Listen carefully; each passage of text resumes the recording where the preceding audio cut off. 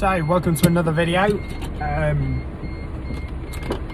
Help if I shut my door. So I'm trying something different. I'm going to film this video whilst going to collect petrol because I need to get out of the house and I needed some inspiration. So I thought, what better way than just doing it in my car.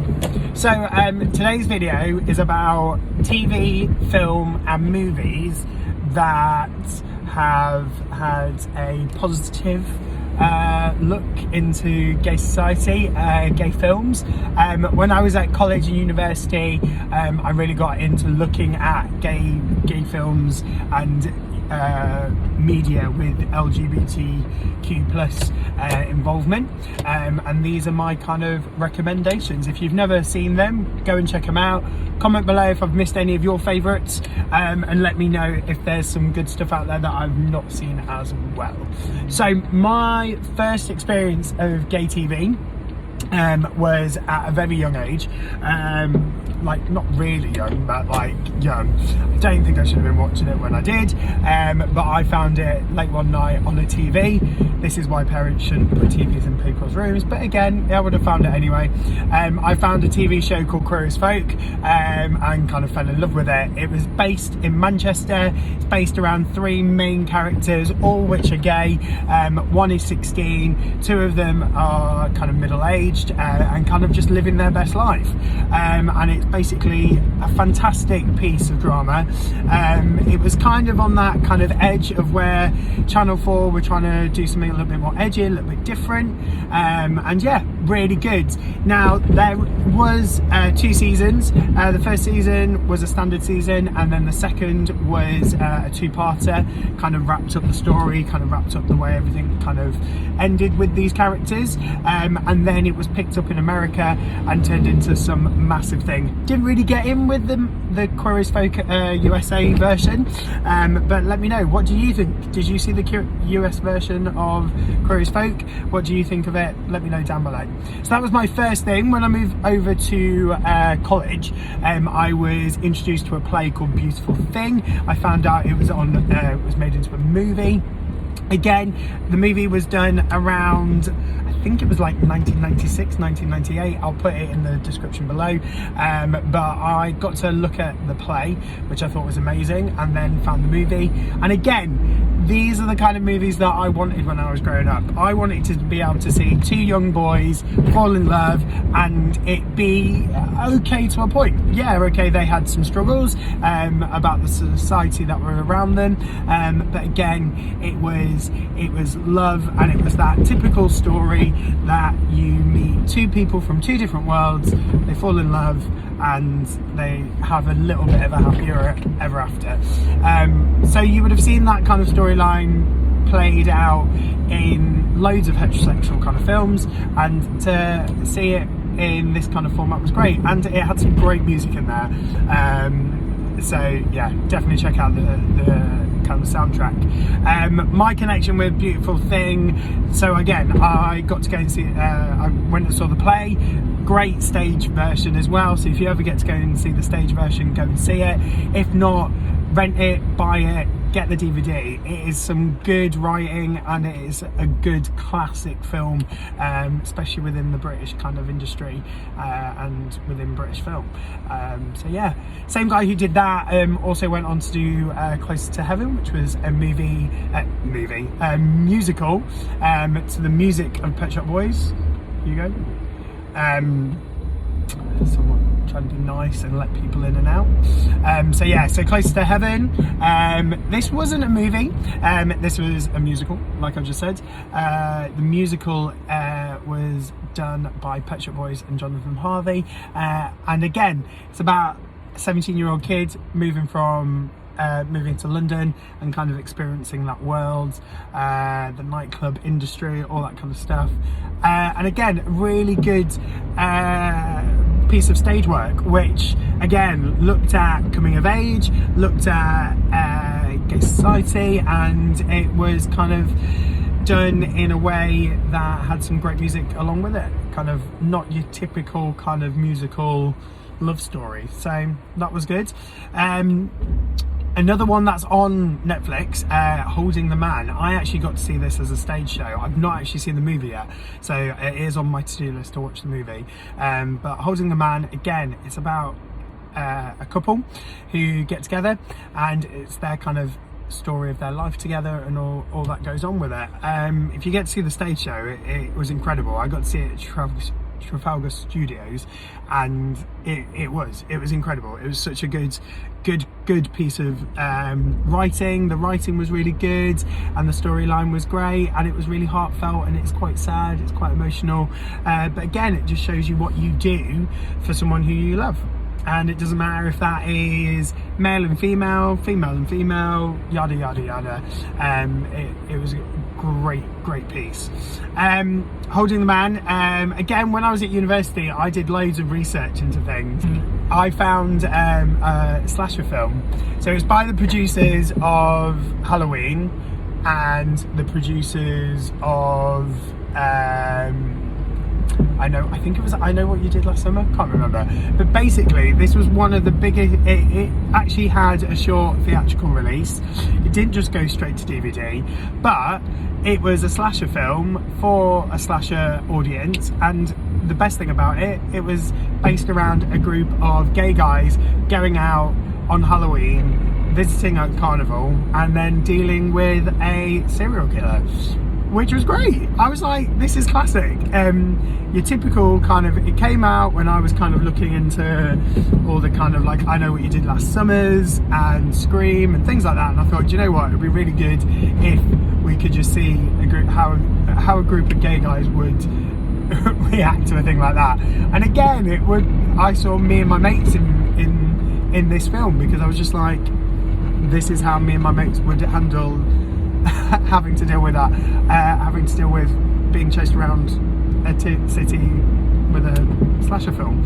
Anyway, go and watch it. It's hilarious, it's funny, and it's if you like slasher films, if you're into horror, but want to see it from the point of view of a gay guy, then this is it. This is the film you need to watch, and it was really good.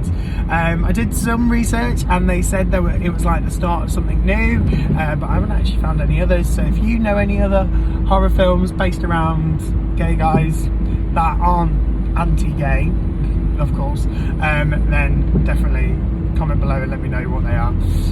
So yeah, I actually got to meet a writer whilst I was at university who is incredible, called Matthew Todd. He made a piece which I know you can definitely get a copy of the play. I don't know if it's been performed recently, but it's called Blowing Whistles, and this is about a couple and how they kind of try and spice up their relationship. So yeah, so a little bit of different scene, but again, another great piece of literature. So if you don't want to watch a TV show or watch a movie and you want to do a bit of reading, then read it. It's great. See what you think. Let me know what you think about it below.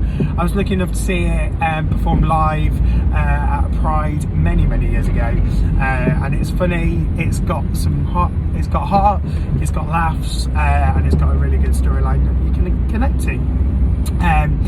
Another one, so these are more modern ones now, is Dating Amber. This has only just come out on Amazon, and this is what I've been doing with my COVID lockdown experience, is the fact that I've had the opportunity to download every streaming service and watch as much TV and movies and films that I can find. This popped up and it was great. It's by a guy, forgot the director's name, but it's got the same guy in it who was in Handsome Devil. Again, if you haven't seen it, go and watch Handsome Devil. It was great. It's got the same kind of lead boy in that.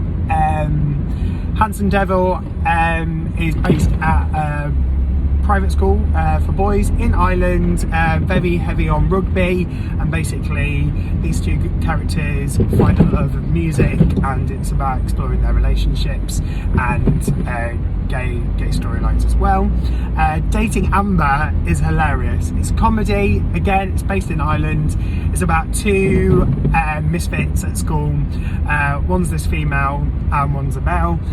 They're both blatantly lesbian and gay, but they basically build an alliance where they pretend they're going out with each other, so they're each other's beards, if you've heard of that terminology before, and they basically forge this relationship.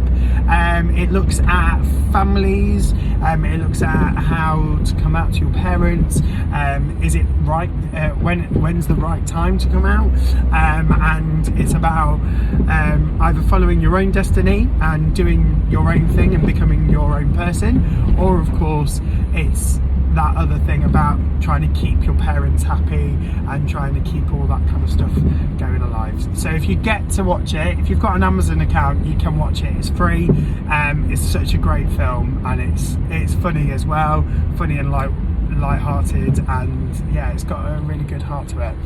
And the final one that I wanted to talk about was when this came out, I was obsessed with it. I just couldn't believe it had come to this massive worldwide release, and it was a love story that had a great storyline.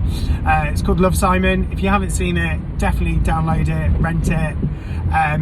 The book is amazing as well. The book and the movie are quite different, but let me know what you think in the comments below. Do you think it's quite different? Because when I read the book after watching the film, I was like, hang on a minute, who is this character? But the movie is great as a standalone piece. If they do a sequel in this TV show that they're looking at doing, if it ever happens, then yeah, it's a great movie, a great standalone love story. And again, it's about that coming of age and about having that opportunity to come out when you want to come out. But there's no kind of drama. There's no family that are going to disown you. There's no kind of no negative side of it. It's just happy and it's good and it makes sense. Came into my focus at college after I'd found Beautiful Thing. I was doing a bit of research and I found a play called What's Wrong with Angry. Now, What's Wrong with Angry was then turned into a film called Get Real.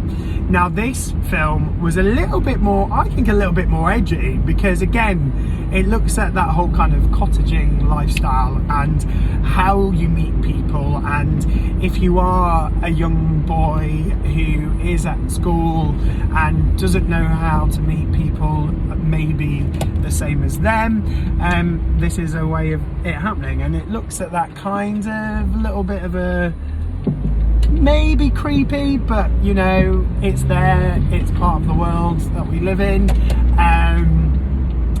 Basically how he meets other people, but then eventually he finds love with someone his own age and someone that he can connect with. So some amazing pieces of film, TV and theatre.